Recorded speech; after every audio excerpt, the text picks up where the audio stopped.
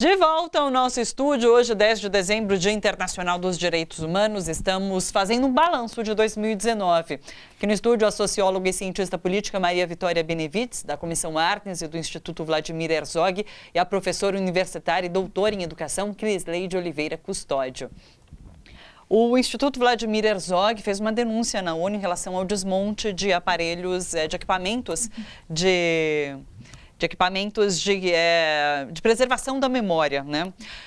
Trazendo essa discussão, inclusive, para a área da educação, a gente vive num momento de revisionismo histórico, de se falar sobre o que foi 1964, se a gente viveu, de fato, um golpe ou uma revolução, enfim, o presidente, inclusive, faz esses questionamentos. Como combater isso? É interessante, a professora olhou para mim porque eu também faço parte do Instituto Vladimir Herzog, de um programa de formação de professores em educação em direitos humanos, que é o Respeitar é Preciso. E essa questão da memória, a gente tem que compreender que a memória também é direito, também é direito humano, e que a gente precisa, enquanto brasileiros, né, eu acho que boa parte, quando a professora fala de uma herança maldita, vem do fato de que a gente não consegue se reconciliar com a nossa história. Isso é fundamental. A gente não se reconciliou com a nossa história de genocídio da população indígena, de mais de 3 séculos de escravidão, com a nossa memória recente de ditadura. Isso é muito complicado para se conceber enquanto povo, para perceber que lugar a gente ocupa na história e quem somos, né? Sim. Isso é fundamental do ponto de vista da formação do sujeito. E aí eu estou falando de educação explicitamente.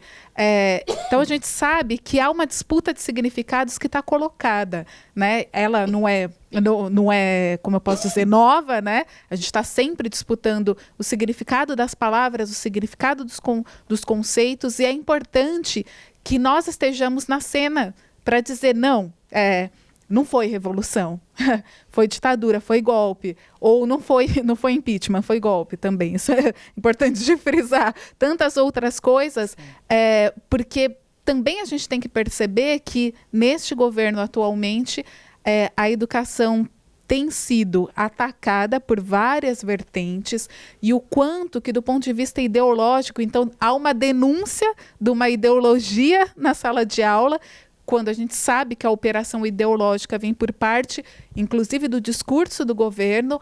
Há poucas semanas, a atual ministra de Direitos Humanos, né, e da Família, a gente não pode esquecer o nome desse ministério, enfim, ela veio a público para anunciar que, a partir do ano que vem, se criará um canal de denúncia de professores e das escolas quanto a práticas que possam, de alguma maneira, serem ofensivas aos valores da família.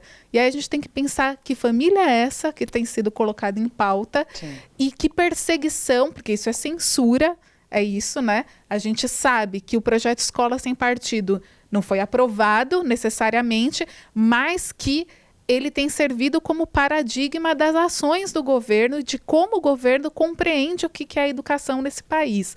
Então, a gente sabe, e aí é importante, enfim, a denúncia do Instituto Vladimir Herzog, mas o quanto que nós, professores, somos professoras, e o quanto todos nós que estamos na educação e a população de modo geral, porque a educação é um tema político por excelência, e as pessoas precisam entender que precisam se implicar com isso, com a educação pública, quanto que é importante de disputar esses significados e de se colocar na cena, porque é a formação das novas gerações, é se compreender enquanto brasileiro, compreender o que é a nossa história e não apagar, né? Porque esse também é um movimento histórico de apagamento da perspectiva de diferentes grupos. A gente sabe o que é isso, então quanto que isso é tenso e que também é mais uma bandeira de luta que a gente precisa assumir e de vir a público, de debater e de falar, enfim, né, de que esses assuntos são importantes e que precisam ser tratados em sala de aula,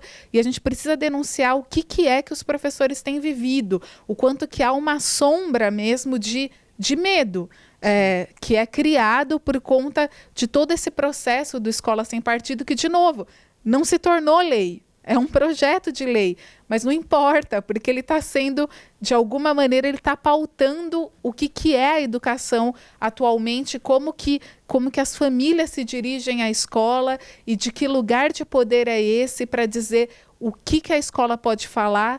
Então, a gente não pode abrir mão de defender aquilo que a gente entende como valores públicos que sobrepujam aos valores privados. E essa é a ordem democrática, é essa que precisa ser defendida e que também é a pauta dos direitos humanos, em certa medida. Claro. Diante desse cenário, quais as perspectivas? Bem, em primeiro lugar, eu gostei muito de ouvir a Carolina.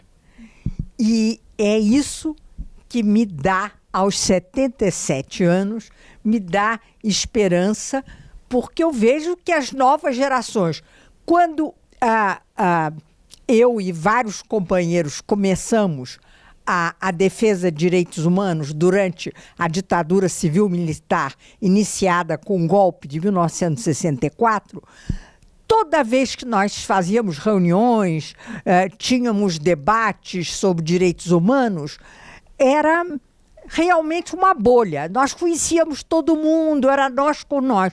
Hoje, a questão de direitos humanos cresceu tanto, ela é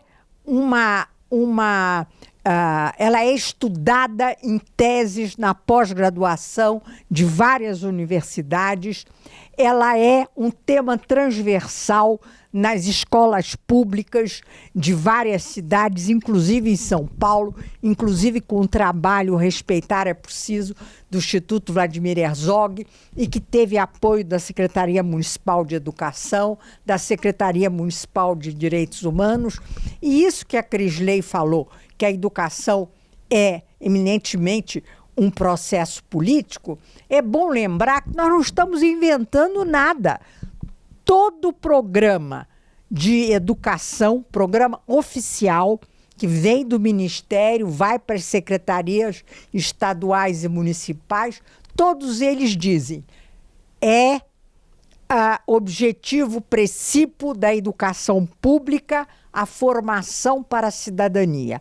É claro que cada um entende ali o que vai colocar como conteúdo dessa cidadania, mas está claro que a educação é mais do que uma transmissão de conhecimentos, de saberes, de técnicas, o que é muito importante, mas é essencialmente uma formação.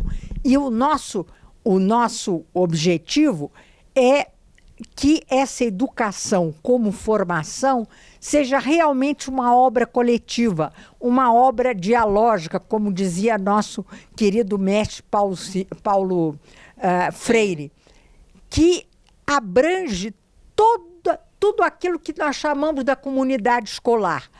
Os dirigentes, os professores, os alunos, os funcionários, desde do funcionário bedel até a merendeira e a comunidade, o entorno. Porque é obrigação dos professores que assumem esse compromisso da educação como formação e formação em direitos humanos, conhecer a realidade que cerca.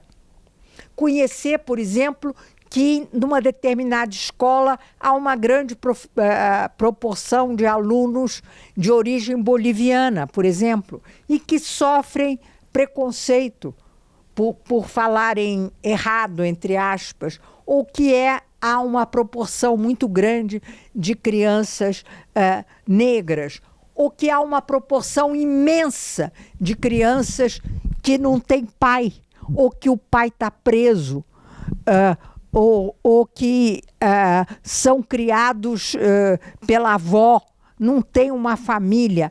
Então, tudo isso é extremamente importante. Então, nós enfatizamos como saída recorrer aos remédios jurídicos.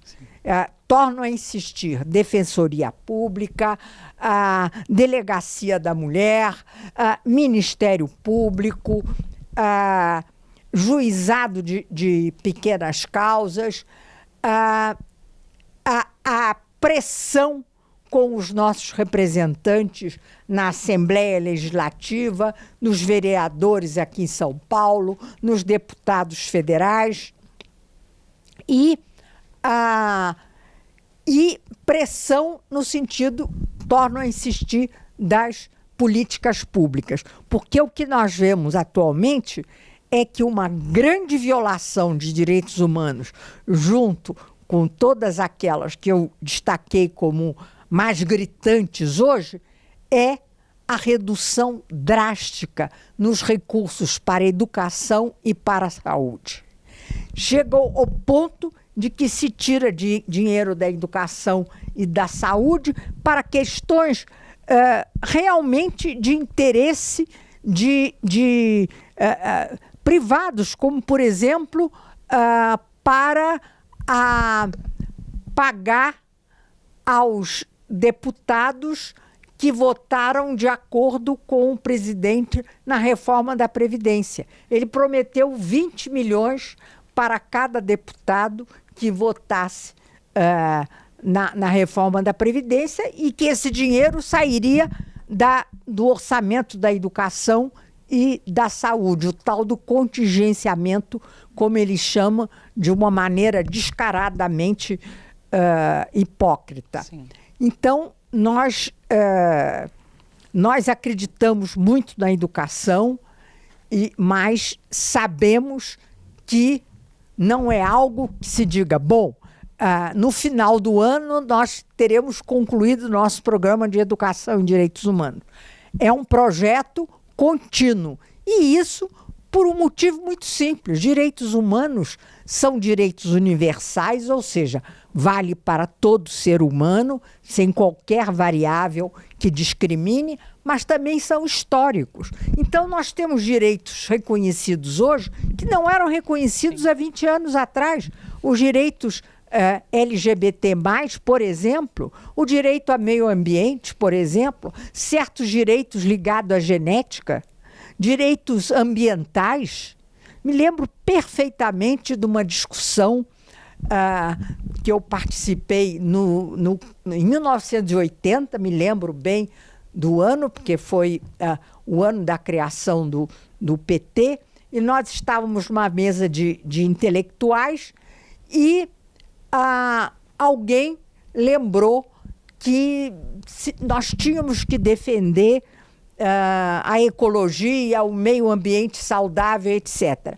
Aí uma pessoa, cientista política, uma grande intelectual, disse, isso não, isso aí, esse negócio de ecologia é frescura de rico.